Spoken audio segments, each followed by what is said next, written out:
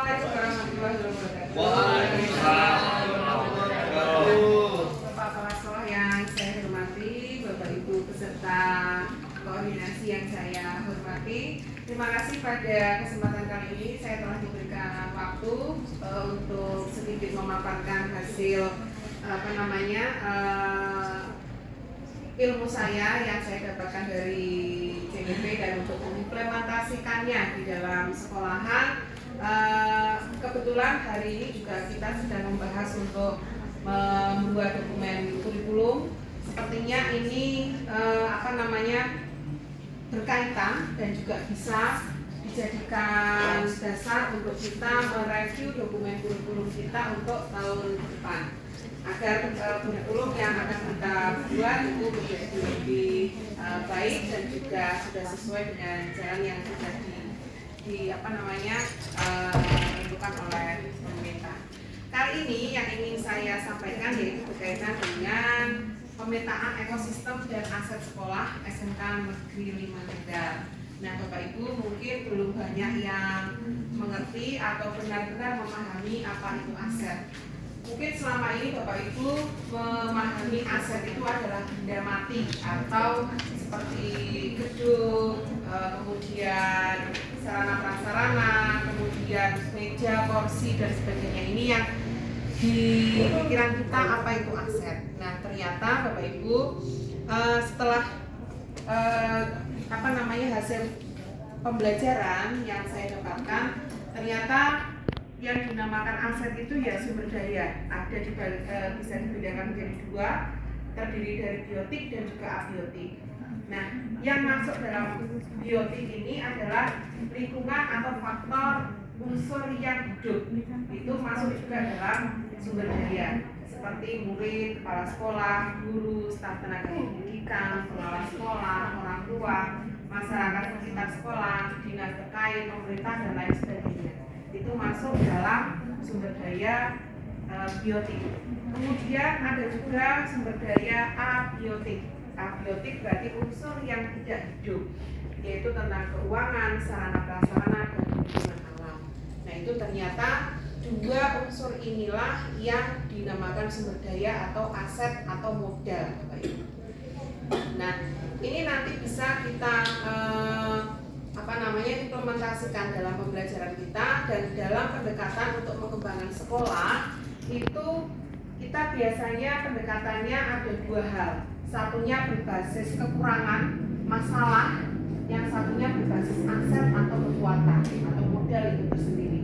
Nah, kalau yang berbasis masalah itu biasanya kita lebih fokus pada masalah-masalah yang terjadi atau hal-hal yang mungkin munculnya secara posisi negatif, yaitu misalkan fokus pada masalahnya atau isu berputar pada masalah utama, mengidentifikasi kebutuhan dan kekurangan selalu apa yang kurang di sekolah ini gitu.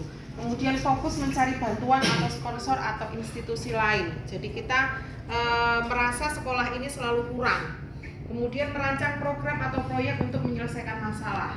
Kemudian mengatur kelompok yang dapat melaksanakan proyek untuk memecahkan masalah itu. Itu tidak buruk Bapak Ibu, tetapi ada hal yang bisa kita kembangkan lebih baik lagi jika kita mindsetnya berubah, yaitu menguatkan pengembangan sekolah itu berbasis pada aset atau kekuatan. Kekuatan apa yang dimiliki oleh sekolah?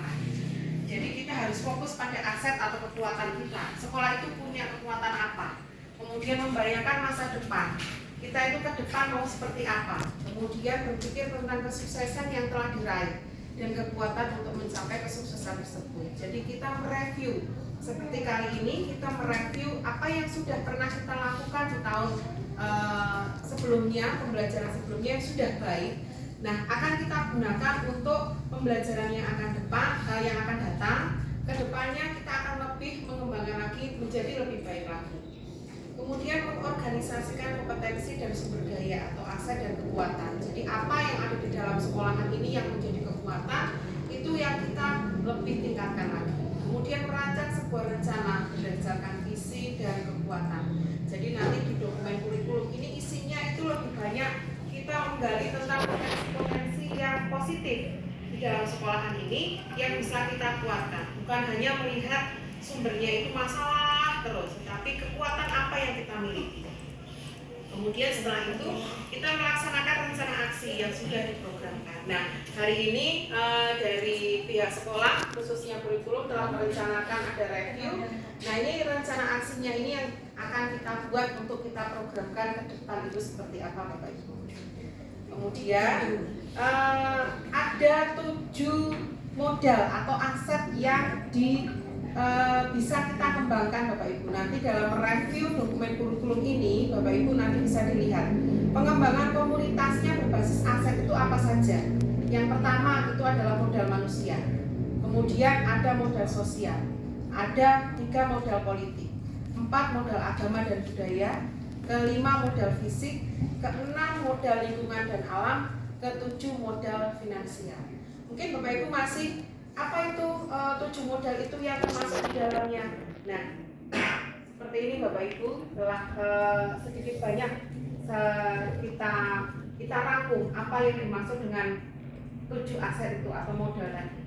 Yang pertama yang dimaksud dengan aset manusia itu seperti murid, alumni, guru, kepala sekolah, manajemen sekolah, komite, orang tua, karyawan, tata usaha, kemudian guru penggerak, calon guru penggerak, PP itu juga termasuk dalam aset manusia. Kemudian Budika itu juga masuk. Masyarakat di sekitar ini juga merupakan kekuatan kita. Kemudian pelatih ekstrakurikuler itu juga termasuk dalam aset manusia.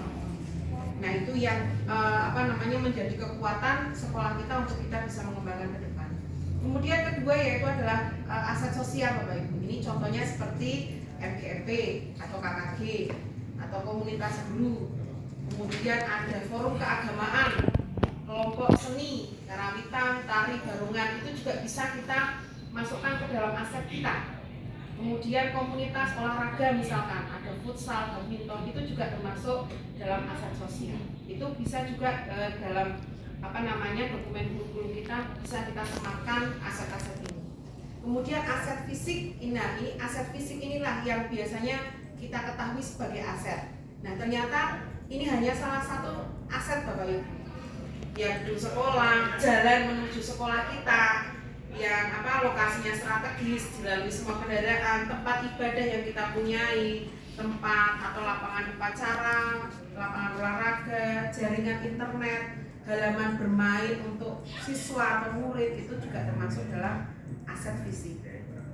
Kemudian aset lingkungan ini yang termasuk di dalamnya adalah sekolah kita ini kan ada di daerah pegunungan yang udaranya sejuk. Itu juga termasuk aset karena itu bisa kekuatan kita bisa membuat belajar lebih nyaman.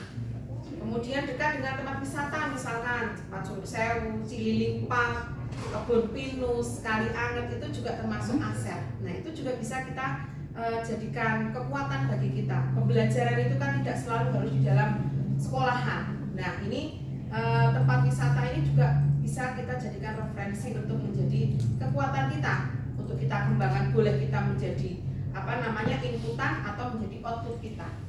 Kemudian di tempat kita itu dikelilingi oleh daerah pertanian perkebunan itu juga merupakan aset yang juga baik. Kemudian yang menjadi aset finansial itu seperti usaha mandiri sekolah Usman itu juga sebaiknya juga entah itu bisa masuk atau tidak di dokumen kurikulum ini karena itu kan pengembangan TEFA harusnya itu juga bisa masuk. Kemudian ada saya unit komite kita tidak ada ya, BOS BOP, kemudian unit produksi, bisnis center, kantin, koperasi dan UMKM yang ada di sekitar sekolah ini juga termasuk aset finansial kita. Nah, untuk pengembangan ini UMKM ini juga kita belum pernah ini memetakan UMKM di sekitar kita yang bisa kita entah itu kita gandeng untuk menjadi input ataupun output bagi kita. Kemudian aset politik itu ada kantor pemerintahan desa dan kecamatan, ada polsek dan koramil, dinas pendidikan atau Cadin, kemudian kantor korwil, anggota DPRD itu juga masuk dalam aset politik dan vaskes. Anggota DPRD ini seperti membantu anak-anak kita misalkan dalam mengembangkan atau memberikan kesejahteraan misalkan beasiswa PIP itu. Nah, itu termasuk juga sebagai aset Bapak Ibu. itu membantu sekolah untuk bisa mengembangkan potensi anak-anak atau mengembangkan pendidikan anak-anak ini bisa lebih terjamin.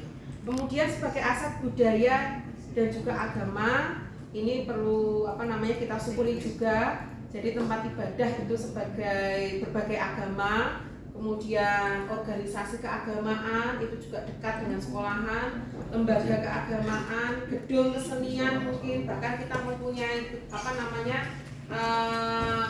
ruang kesenian sendiri, kemudian pelaku seni budaya. Perlu Bapak Ibu tahu juga bahwa di lingkungan kita ini masih kental sekali dengan budaya-budaya Jawanya, kesenian-kesenian tradisionalnya yang mungkin kita anggap itu biasa mesti seperti barongan, kemudian karawitan dan sebagainya.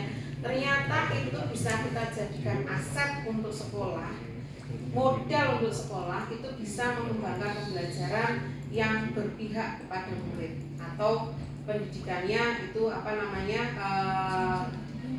kita kearifan lokal itu bisa kita pendekatannya. Itu mungkin Bapak Ibu sebelum kita mereview dokumen kurikulum ini bisa menjadi bisa menjadi pegangan Bapak Ibu nanti kira-kira yang perlu kita kembangkan lebih baik lagi di dokumen kurikulum kita yang tahun sebelumnya yang sudah baik itu nanti kedepannya kita akan lanjutkan dan kita kembangkan menjadi dokumen yang lebih baik lagi. Itu saja yang bisa saya sampaikan. Terima kasih Bapak Ibu nanti untuk diskusi dan juga sharing-sharing tentang aset ini bisa kita lakukan pada sesi berikutnya. Sudah waktu kami kembalikan lagi ke pembawa acara. Assalamualaikum warahmatullahi wabarakatuh.